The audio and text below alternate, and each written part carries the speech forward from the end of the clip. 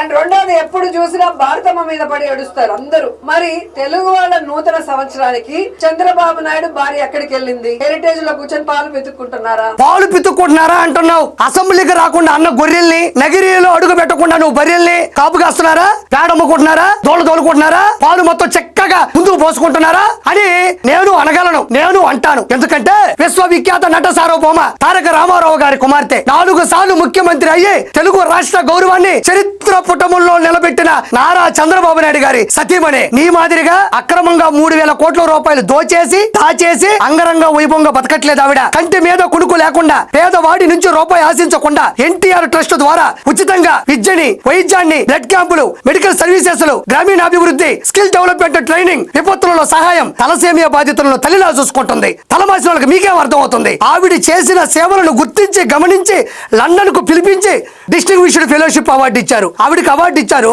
Next elections లో నీకు ఆ అవార్డు కూడా ఇవ్వరు ప్రజలు.